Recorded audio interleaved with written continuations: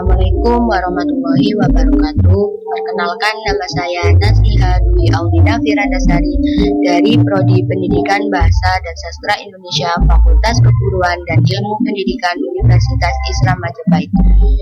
Di sini saya akan menjelaskan tentang materi bidang analisis wacana yang termasuk dalam mata kuliah analisis wacana yang diampu oleh Ibu Dosen Rani Jayanti SPD MU.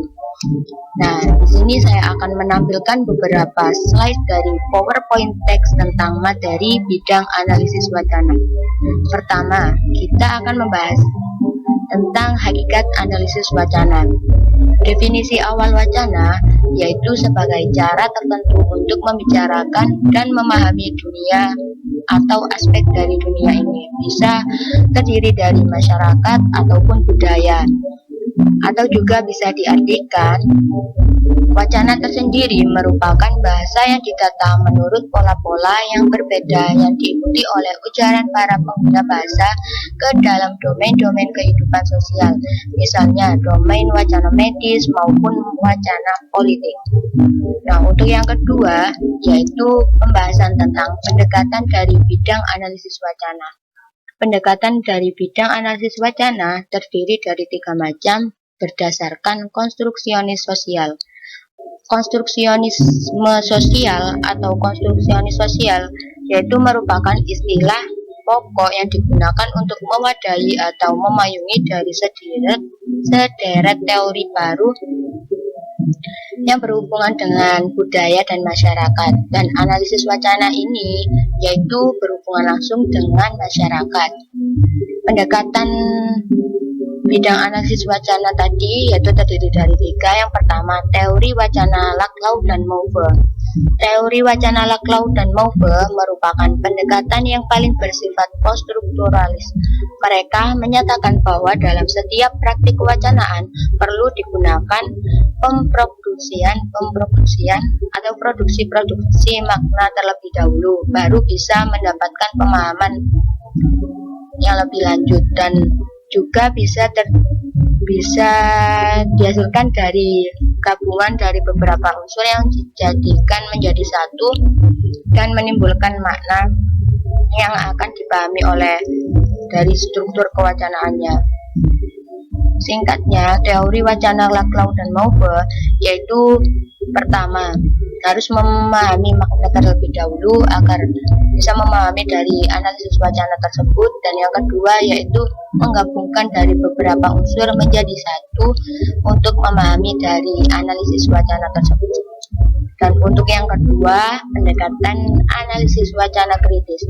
Analisis wacana kritis berfokus pada pendekatan yang dibawa oleh Norman Fairclough.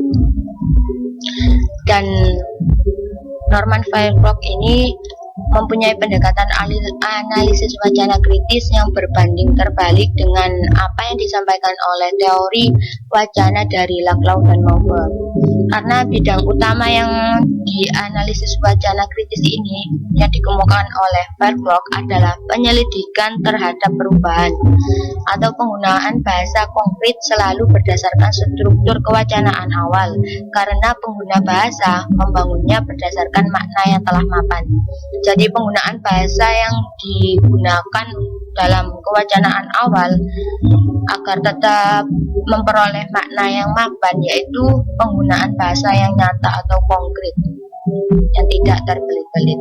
Dan untuk yang ketiga yaitu pendekatan psikologi kewacanaan. Psikologi kewacanaan di sini merupakan suatu pendekatan pada psikologi sosial yang telah mengembangkan jenis analisis wacana untuk mengeksplor cara-cara terbentuk dan berubahnya emosi-emosi atau pikiran-pikiran dari orang-orang yang melakukan interaksi sosial untuk menjelaskan proses perubahan dari perubahan sosial maupun kultural. Dalam psikologi kewacanaan, penekanan diberikan pada konteks-konteks khusus interaksi, sedangkan teori wacana Laclau dan Mauve cenderung memandang individu-individu hanya sebagai subjek wacana. Nah, jadi dua pendekatan di sini berbanding terbalik dengan apa yang disampaikan dengan teori wacana Laclau dan Mauve.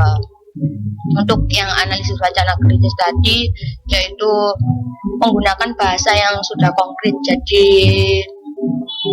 pemaknaan sudah mapan atau sudah baku dari awal. Dan untuk yang ketiga, psikologi kewacanaan, yaitu tidak memandang individu sebagai subjek, tapi sebagai suatu yang bisa mengubah atau terbentuknya dari proses-proses dari terjadinya interaksi sosial yang mengubah adanya wacana. Untuk yang selanjutnya yaitu tentang persamaan pendekatan analisis wacana.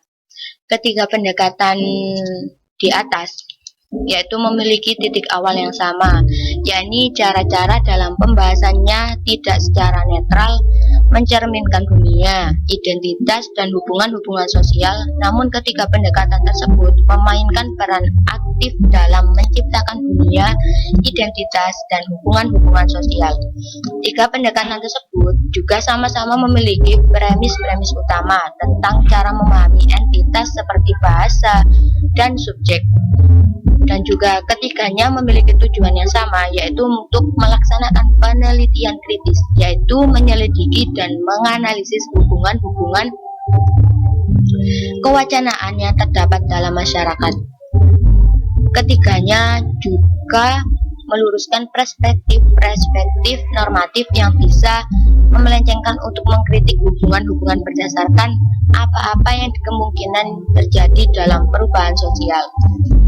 Nah, untuk perbedaannya dari pendekatan ketiga analisis wacana tersebut, yaitu yang pertama, setiap perspektif sederet premis teoritis dan filsafat yang berbeda, termasuk dalam pemahaman ketiga pendekatan tersebut. Jadi, setiap perspektif dari premis ketiga pendekatan analisis wacana tersebut itu berbeda-beda dalam memahaminya. Dan yang kedua, ada ketidaksepakatan tentang lingkup wacana dalam menyusun kondisi sosial secara keseluruhan. Dan yang ketiga adalah ketiga pendekatan tersebut memiliki fokus yang beragam dalam analisisnya. Sebagian kalangan analisis wacana orang-orang dalam interaksi sosial, juga menganalisis pemetaannya lebih abstrak, atau juga wacana-wacana yang muncul di masyarakat. Dan untuk yang selanjutnya yaitu tentang peran dari analisis wacana. Analisis wacana di sini berperan sebagai pendekatan yang memusatkan perhatiannya pada kenyataan bahwa wacana itu diciptakan dan diubah dalam praktik-praktik kewacanaan sehari-hari, dan dengan demikian menekankan pada perlunya analisis empiris yang sistematis terhadap pembicaraan orang dan bahasa tulis, misalnya media massa atau pada wawancara penelitian. Pendekatan-pendekatan lain lebih peduli terhadap pola-pola umum dan bertujuan melakukan pemanaan yang lebih abstrak.